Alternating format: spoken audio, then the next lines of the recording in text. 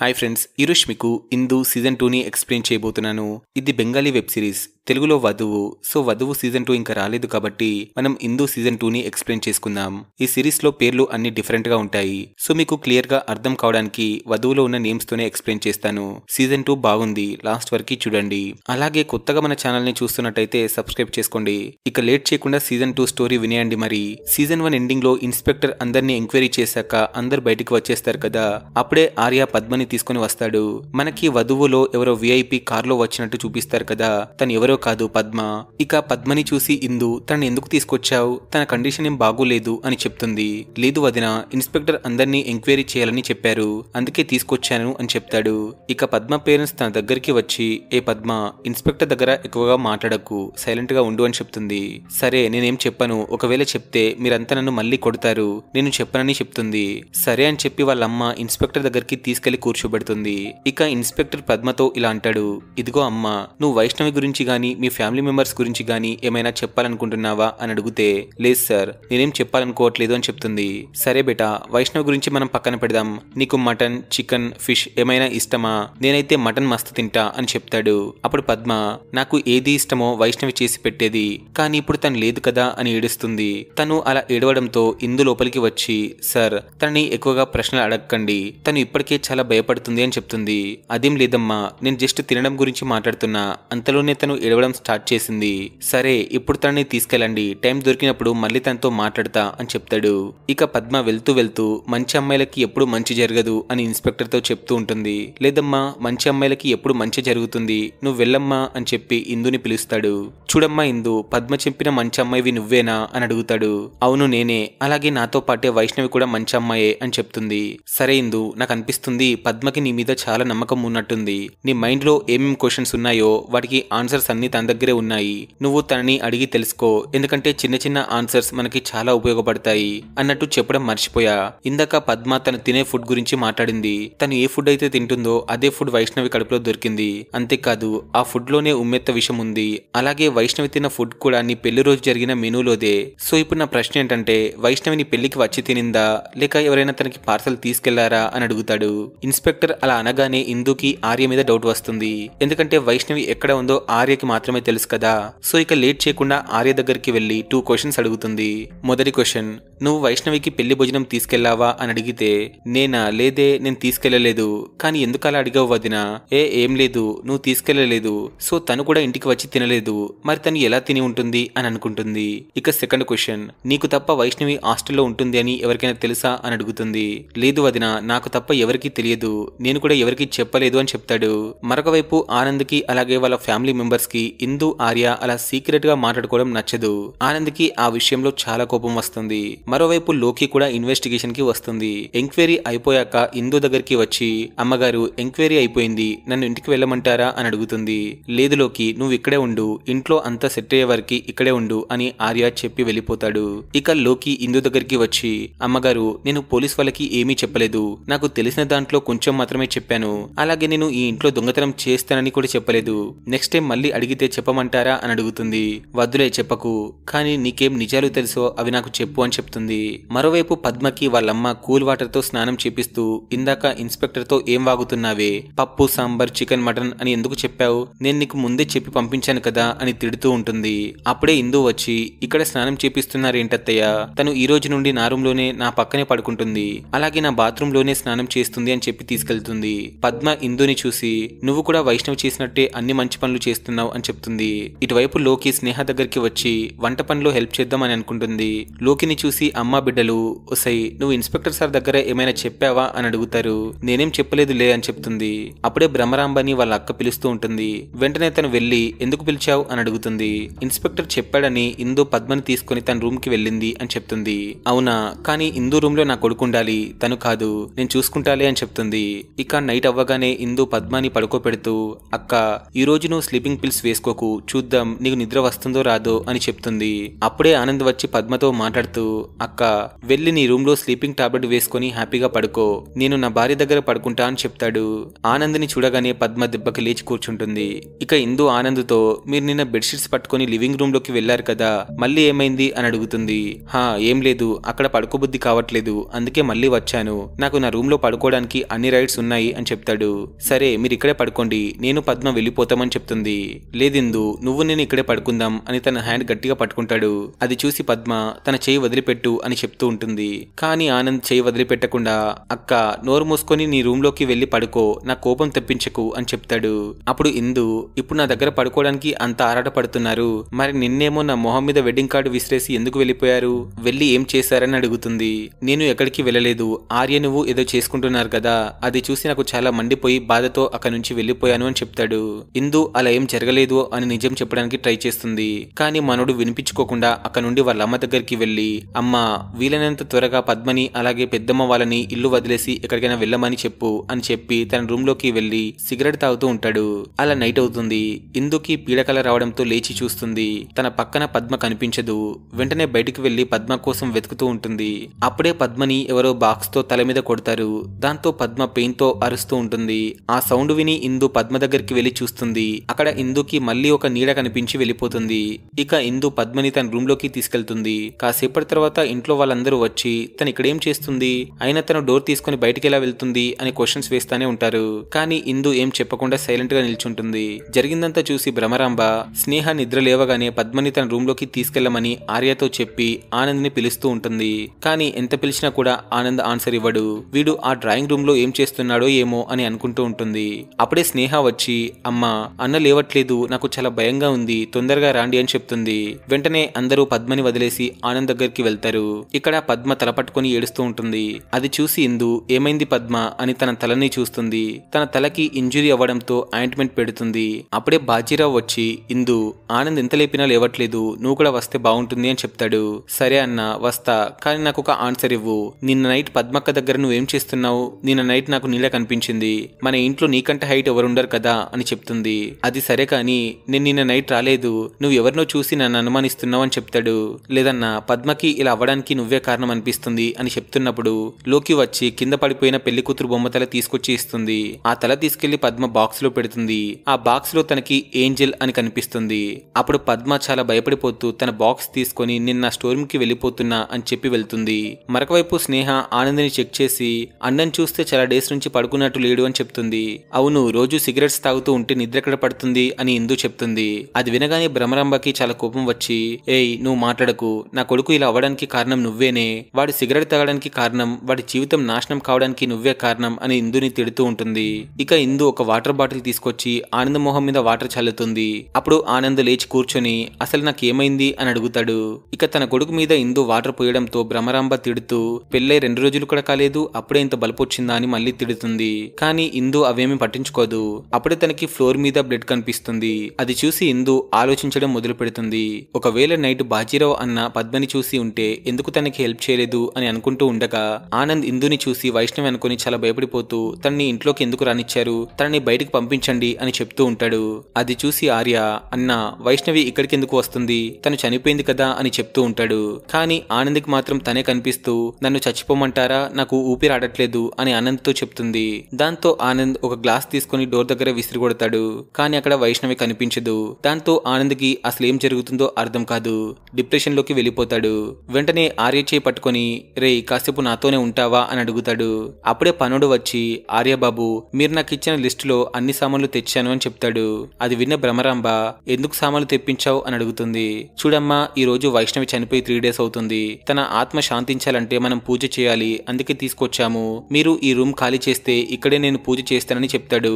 దాంతో వాళ్ళమ్మకి చాలా కోపం వచ్చి, రే తన వల్ల ఇంట్లో ఏం జరిగిందో చూసావు కదా, మళ్ళీ తనకి పూజ చేస్తా అంటున్నావు అని చాలా కోపంగా చెప్తుంది.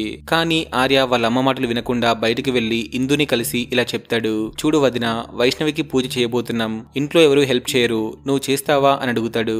సరే నేను చేస్తా, కానీ ఇంట్లోనే ఎందుకు పూజ చేపిస్తున్నావు, గుళ్ళో చేపించొచ్చు కదా, అసలే ఇంట్లో వాళ్ళు చాలా కోపంగా ఉన్నారు అని చెప్తుంది. కరెక్టే, కానీ వైష్ణవికి ఇల్లంటే చాలా ఇష్టం, అందుకే ఇక్కడే చేపిస్తున్నా అని చెప్తాడు. వీళ్ళు మాట్లాడుకుంది మొత్తం ఆనంద్ చూసి స్నేహతో ఇలా అంటాడు, చూడు స్నేహ, నేను చూసింది నిజమేనా? ఆర్యతో ఇందు మాట్లాడుతుందా అని అడుగుతాడు. అవునన్నా, నీకు అలా కనిపించట్లేదా ఏంటి అని అడుగుతుంది. ఏమోరా, నాకేం కనిపిస్తుందో ఏం కనిపించట్లేదో అర్థం కావట్లేదు అని చెప్తాడు. ఇటువైపు ఇందు ఆర్యతో, మీ అక్క దగ్గర ఒక బాక్స్ ఉంది కదా, అది చాలా ఓల్డ్ బాక్స్ లా ఉంది. ఈ రోజుల్లో అలాంటి బాక్స్ దొరకడం కష్టం. ఆ బాక్స్ గురించి నీకేమైనా తెలుసా అని అడుగుతుంది. ఓ, ఆ బాక్స్ గురించే నువ్వు మాట్లాడేది. మేము చిన్నతనంలో ఆ బాక్స్ ని స్కూల్ కి తీసుకువెళ్లే వాళ్ళం. నేను, అక్క, అన్న అందరం ఆ బాక్స్ ని యూజ్ చేసేవాళ్ళం. కానీ ఆ బాక్స్ ఎవరిదో మాత్రం గుర్తులేదు. ఎందుకు వదినా అలా అడిగావు అని అడుగుతాడు. అదేం లేదు ఆర్య, ఊరికి అడిగానని చెప్తుంది. అప్పుడు పనుడు లిస్ట్ చెక్ చేసి, ఆర్య బాబు, నేను అంతా చెక్ చేసి చూశాను, కానీ ఈ గుమ్మడికాయ ఎవరు పెట్టారో అర్థం కావట్లేదు. రిటర్న్ లో ఆ షాప్ వాడికి ఇచ్చేయమంటారా అని అడుగుతాడు. వద్దులే, కిచెన్ లో పెట్టండి అని స్నేహ చెప్తుంది. అప్పుడే బాజీరావు వైష్ణవ్ ఫోటో తీసుకొచ్చి ఆర్యకి చూపిస్తాడు. కానీ ఆర్య ఆ ఫోటో అవసరం లేదు అని చెప్తాడు. అది చూసి ఇందు, ఈ రోజు వైష్ణవికి పూజ చేయబోతున్న విషయం మీకు తెలుసా అని అడుగుతుంది. అప్పుడు బాజీరావు వైష్ణవి ఫోటోని ఇందుకి ఇచ్చి, ఇప్పుడు నీకు పని పడింది అని చెప్పి వెళ్ళిపోతాడు. ఇక ఇందు తన ఫోటో తీసుకెళ్లి ఇంట్లో పెడుతుంది. మరొక వైపు ఆర్య పద్మ దగ్గరికి వచ్చి మాట్లాడుతూ ఉంటాడు. అది చూసి ఇందు డోర్ దగ్గరికి వచ్చి వాళ్ళు మాట్లాడుకునేది మొత్తం వింటుంది. పద్మ మాట్లాడుతూ, ఇందు అన్ని విషయాలు తెలుసుకోవాలని అనుకుంటుంది. తను భయపడితే నేను తనకి అన్ని విషయాలు చెబుదాం అనుకుంటున్నా, కానీ తను భయపడడం లేదు అని చెప్తుంది. సరే అక్క, ఇందు గురించి ఇప్పుడెందుకు? వైష్ణవికి పూజ చేపిస్తున్నాం, నువ్వు వస్తున్నావా లేదా అని అడుగుతాడు. కానీ తను రానని చెప్పి నన్ను ఇక్కడే లాక్ చేసి ఉంచండి అని చెప్తుంది. ఇక ఆర్య అక్కడ నుండి బయటికి వస్తాడు. బయట ఇందుని చూసి, నువ్వు అక్క మీద దృష్టి పెట్టావా అని అడుగుతాడు. అవును, అలాగే అనుకో. నాకు మీ అక్క అలాగే మీ అన్న ఇద్దరు సస్పీషియస్ గా కనిపిస్తున్నారు. మీ అక్కేమో నా దగ్గర నుండి సడన్ గా లేచి ఇక్కడికి రావడం, మార్నింగ్ మీ అన్న అలా బిహేవ్ చేయడం నాకు వింతగా అనిపిస్తుంది అని చెప్తుంది. ఇందు మాట్లాడిందంతా పద్మ డోర్ పక్కన నిలబడి వినేసి, ఓ, ఇందు మొత్తం అంతా తెలుసుకుంటుంది అని అనుకుంటుంది. ఇటువైపు ఆర్య ఇందుతో, అన్న నాకు మార్నింగ్ ఏదో చెప్తాం అనుకున్నాడు, కానీ నేనే వినలేదు, మళ్ళీ అన్నని అడగలేదు అని చెప్తాడు. అప్పుడే భ్రమరాంబ వచ్చి, మీరిద్దరు ఇక్కడేం చేస్తున్నారు? రే ఆర్య, పూజారి వచ్చాడు, నువ్వు వెళ్లి కలువు అని చెప్తుంది. ఆర్య వెళ్లిపోయాక తను ఇందుని తిడుతూ, మీరిద్దరు ఎప్పుడు ఒకే చోట మాట్లాడుతూనే ఉంటారా ఏంటి అని అడుగుతుంది. చూడండి అత్తయ్య, మీకు నా మీద నమ్మకం లేకపోవచ్చు, ఎందుకంటే నేను బయటి దాన్ని కదా, కానీ మీ కొడుకు మీద మీకు నమ్మకం లేదా అని చెప్పి ఆనంద్ రూమ్ కి వెళ్తుంది. అప్పుడు ఆనంద్ చాలా స్మోక్ చేస్తూ టెన్షన్ లో ఉంటాడు. అది చూసి ఇందు, రూమ్ లో సిగరెట్ తాగొద్దు, అలాగే మీరు చాలా ఎక్కువగా తాగుతున్నారు, హెల్త్ కి అంత మంచిది కాదు అని చెప్తుంది. చెప్పావులే, నువ్వు ఆర్య కలిసి ఏం మాట్లాడుకుంటున్నారు? ఇద్దరు కలిసి నన్ను పిచ్చోని చేస్తున్నారు కదా అని చెప్తాడు. అలా ఏం లేదండి, మీరే వైష్ణవిని గుర్తుకు తెచ్చుకొని ఆగమాగం అవుతున్నారు అని చెప్పి పూజకి వెళ్తుంది. అక్కడ బాజీరావు కనిపించడంతో అతనితో మాట్లాడుతుంది. చూడన్నా, నిన్న నైట్ పద్మ అక్క లివింగ్ రూమ్ కి వచ్చిందా అని అడుగుతుంది. అది నాకెలా తెలుస్తుంది? అయినా తను అక్కడికెందుకు వెళ్తుంది అని అడుగుతాడు. ఏమో నాకు కూడా తెలియదు, కానీ ఈ రోజు ఫ్లోర్ మీద బ్లడ్ మార్క్స్ చూశాను. పద్మక్కకైతే తల మీద దెబ్బ తాకింది, తనలాగే ఈ ఇంట్లో ఎవరికైనా ఇంజురీ అయిందా అని అడుగుతుంది. అది నాకెలా తెలుస్తుంది? అయినా పద్మ లివింగ్ రూమ్ కి వెళ్తే అక్కడే ఉన్న ఆనంద్ సైలెంట్ గా ఉండడు కదా, సో తను వెళ్లి ఉండొచ్చు ఉండకపోవచ్చు. అయినా పద్మ బెడ్రూమ్ పక్కన పడి ఉంటే బ్లడ్ ఎందుకు లివింగ్ రూమ్ లో కనిపిస్తుంది? ఇదంతా చూస్తే చాలా స్ట్రేంజ్ గా అనిపిస్తుంది అని చెప్తాడు. అవును, మీరన్నది కూడా కరెక్టే, కానీ అక్క బెడ్రూమ్ వదిలేసి బయటకి ఎందుకు వచ్చింది అని అడుగుతుంది. చూడు ఇందు, ఇన్ని ప్రశ్నలు వేయకు, అలాగే నువ్వు నా టీం కాదు కదా అని చెప్తాడు. అప్పుడే ఆనంద్ చాలా గట్టిగా అరుస్తూ, ఎవరు మీరంతా, నన్ను ప్రశాంతంగా ఉండనివరా? డోర్ ఓపెన్ చేసుకుని వస్తున్నారేంటి అని అరుస్తూ ఉంటాడు. అప్పుడే వాళ్ళ అమ్మ వచ్చి, ఏమైంది నాన్న, అక్కడ ఎవరు లేరు కదా, డోర్ క్లోజ్ చేసి ఉంది కదా అని చెప్తుంది. లేదమ్మా, చాలా మంది వచ్చారు, నన్ను చుట్టుముట్టారు అని చెప్తాడు. అక్కడ ఎవరు లేరు గాని వెళ్ళి పడుకోండి అని ఇందు చెప్తుంది. మీకంత భయంగా ఉంటే స్నేహాని గాని అత్తయ్యని గాని తోడుగా తీసుకెళ్ళండి అని చెప్తుంది. మేమెందుకు వెళ్తాం, నువ్వు వెళ్ళొచ్చు కదా అని అడిగితే, లేదత్తయ్య, మీ వాడికి నా మీద నమ్మకం లేదు అని చెప్తుంది. సరే, మా వాడికి లేకపోవచ్చు, కనీసం నువ్వైనా వాని దగ్గరికి తీసుకోవచ్చు కదా అని అడిగితే, నేను తీసుకోను, అసలు ఆయన మీద నాకు కూడా నమ్మకం లేదు, ఎందుకంటే తనకి ఎవరిని చూసినా వైష్ణవే కనిపిస్తుంది, వింతగా మాట్లాడుతున్నాడు అని చెప్తుంది. అవునా, నేనేమైనా ఇదంతా కావాలని చేస్తున్నానా అని ఆనంద్ చెప్తాడు. సరే అత్తయ్య, నేను బయటికి వెళ్తున్నా, మళ్ళీ వస్తా అని చెప్పి ఆనంద్ తాగే సిగరెట్ ప్యాకెట్ పేరు చూసి బయటికి వెళ్లి అదే ప్యాకెట్ ని కొనుక్కొని స్మెల్ చూస్తుంది. ఇప్పుడు తను చూసిన స్మెల్ అలాగే ఆనంద్ వాడే సిగరెట్ స్మెల్ డిఫరెంట్ గా ఉంటుంది. మరోవైపు స్నేహ వాళ్ళ అమ్మ దగ్గరికి వచ్చి, వదిన ఎక్కడికి వెళ్ళింది అని అడుగుతుంది. ఏమో నాకేం తెలుసు ఎక్కడికి వెళ్తుందో, ఎప్పుడైనా చెప్పి వెళ్ళిందా ఏంటి, ఇలాంటి కూడలు దొరికిందేంట్రా బాబు అని అనుకుంటూ ఉంటుంది. సరే అమ్మా, అన్న హెల్త్ బాగుండాలంటే పద్మని అలాగే పెద్దమ్మ వాళ్ళని ఇంట్లో నుంచి పంపించేద్దాం, పద్మ ఇక్కడ ఉన్నంత వరకు అన్న ఇలాగే ఉంటాడు అని చెప్తుంది. వీళ్ళు మాట్లాడుకుంది మొత్తం వాళ్ళ అక్క వినేసి మెల్లగా వాళ్ళ దగ్గరికి వచ్చి, ఏంటి చెల్లి ఇది, మమ్మల్ని ఇంట్లో నుంచి వెళ్ళమంటున్నారు, ఈ ఇంటికి మాకు ఎలాంటి హక్కు లేదా, ఆ పిచ్చిదాన్ని పట్టుకుని ఎక్కడికి వెళ్ళమంటావు అని అడుగుతుంది. ఎక్కడికైనా వెళ్ళండి, తను ఈ ఇంట్లో ఉంటే మా వాడి పెళ్లే కాలేదు, పెళ్లి అయితేనేమో వాడి లైఫే మారిపోయింది, అలాగే ఆ పోలీస్ వాళ్ళకి ఏం చెప్పిందో ఏంటో, ఇంకా ఏం చెప్పక ముందే తీసుకెళ్ళి తీసుకెళ్ళండి అని చెప్తుంది. అలా మాట్లాడతావేంటి చెల్లి, ఈ ఇంట్లో నాకు కూడా భాగం ఉంది కదా అని చెప్తుంది. హో నువ్వు అలా వచ్చావా, అయితే ఒక పని చెయ్యి, ఒక లాయర్ ని చూసుకో, కేసు వేయి అని చెప్తుంది. మేమెందుకు అలా చేస్తాం చెల్లి అని అంటే, కదా నోరు మూసుకొని వంట రూమ్ లో పని చేసుకోపో అని కోపంగా చెప్తుంది. మరొక వైపు ఇందు ఇంటికి వచ్చి మళ్ళీ ఆనంద్ తాగే సిగరెట్ స్మెల్ చూస్తుంది. మళ్ళీ ఆ సిగరెట్ డిఫరెంట్ గా స్మెల్ వస్తుంది. దాంతో తనకి అసలేం అర్థం కాదు. అప్పుడే లోకి వచ్చి అందరినీ కిచెన్ లోకి రమ్మని పిలుస్తుంది. ఇక అందరూ వచ్చాక తను కోసిన గుమ్మడికాయని చూపిస్తూ ఇందులో ఉమ్మెత్త సీడ్స్ ఉన్నాయని చెప్తుంది. అది వినగానే అందరూ షాక్ అవ్వాలి, బట్ ఎక్కువగా రియాక్ట్ అవ్వరు. అది చూసి ఇందు, ఇలా ఎవరు చేసి ఉంటారు, ఎవరో ఏదో చెప్పాలని అనుకుంటున్నారు, కానీ ఎవరు అని చెప్తుంది. అదే రోజు నైట్ లోకి ఇందుతో వైష్ణవ్ గురించి చెప్తూ, చూడమ్మా వైష్ణవ్ చాలా మంచి అమ్మాయి, తను ఈ ఇంట్లో నుంచి బయటకు వెళ్లేదే కాదు 24 అవర్స్ ఇంట్లోనే ఉండేది. తను ఎవరితోనైనా సంబంధం పెట్టుకోవాలంటే ముందు ఇంట్లో నుంచి బయటకు వెళ్ళాలి కదా, కానీ తను బయటికి కూడా వెళ్లేది కాదు అని చెప్తుంది. అవునా, అయితే మనకి ఆర్య అబద్ధం చెప్తున్నాడా అని అడుగుతుంది. ఏమో, కానీ అతని మనసులో మొత్తం ఉమ్మెత్త విషయమే ఉంది. ఎప్పుడు చూసినా వైష్ణవిని అనుమానిస్తూనే ఉండేవాడు. తను ఎవరితోనైనా ఫోన్ మాట్లాడినా, ఎప్పుడైనా బయటికి వెళ్ళినా, టెర్రస్ పైకి వెళ్ళినా అనుమానిస్తూ క్వశ్చన్స్ అడుగుతూనే ఉండేవాడు. దాంతో తను చాలా బాధపడేది, చాలా ఏడ్చేది. తను ఏడవడం చూసి నాకు కూడా చాలా బాధేసేది అని చెప్తుంది. అలా వైష్ణవ్ గురించి మాట్లాడుతూ ఉండగా ఆర్య వచ్చి, ఏం మాట్లాడుకుంటున్నారు నా గురించి అని అడుగుతాడు. వెంటనే వాళ్ళు టాపిక్ డైవర్ట్ చేసి ఎవరెవరు ఏం తింటారో మాట్లాడుకుంటున్నామని చెప్తుంది. అయినా ఆర్య, నువ్వేంటి సడన్ గా ఇక్కడికి వచ్చావు అని ఇందు అడగ్గా, నువ్వు సిగరెట్ ప్యాకెట్ కొన్నావా వదినా అని అడుగుతాడు. అవును, నేనే తాగడానికి కొనుక్కున్నా, నైట్ సైలెంట్ గా పీల్ చేస్తా అని చెప్తుంది. అవునా, నువ్వు కూడా అన్న తాగే బ్రాండే తాగుతావా, అయినా నాకు మ్యాచ్ బాక్స్ కనిపించలేదు, నన్నేమైనా ఇవ్వమంటావా అని అడిగితే, అవసరం లేదు ఆర్య, అవసరం వచ్చినప్పుడు నేనే అడుగుతా అని చెప్తుంది. సరే అని చెప్పి కోపంగా బయటకు వెళ్ళిపోతాడు. ఆర్య వెళ్ళిపోయాక ఇద్దరు ఊపిరి పీల్చుకుంటారు. ఇక లోకి సిగరెట్ గురించి అడుగుతుంది. ఇందు జరిగిందంతా చెప్పి ఆనంద్ దగ్గరికి వెళ్తుంది. అప్పుడు ఆనంద్ సిగరెట్ తాగుతూ వైష్ణవి ఫోటో చూస్తూ, నేను తనని ఇంట్లో నుంచి పంపించి మంచి పని చేశానా లేక తనకి చెడు చేశానా, అయినా తను ప్రెగ్నెంట్ అయింది, కానీ ఆర్య వల్ల కాలేదు, సో మంచి పని చేసే ఉంటాను, కానీ మళ్ళీ ఇంకోలా అనుకుంటాడు, వాణ్ణి నమ్మి నేను ఇలా చేసి ఉండకూడదు అని ఇందుతో చెప్తాడు. సరే అది వదిలేయండి, మీరు వెళ్లి బెడ్రూమ్ లో పడుకోండి, నేను హాల్లో పడుకుంటా అని చెప్తుంది. లేదిందు, నేను బెడ్రూమ్ కి వెళ్ళను, అక్కడికి వెళ్తే ఎవరెవరో కనిపిస్తున్నారు, నాకు చాలా భయంగా ఉంది, నేను ఇక్కడే పడుకుంటాను, నువ్వు వెళ్లి పడుకో అని చెప్తాడు. లేదండి, మీరు వెళ్లి లైట్ ఆఫ్ చేసుకుని పడుకోండి, మళ్ళీ ఎవరైనా కనిపిస్తే నన్ను పిలవండి, నేను వచ్చేస్తాను, కనీసం నా మీద నమ్మకం ఉంచండి అని చెప్తుంది. తన మాటలు విని రూమ్ లోకి వెళ్లి ఎవరు లోపలికి రాకుండా డోర్ కి సోఫా కూడా అడ్డుగా పెట్టుకుంటాడు.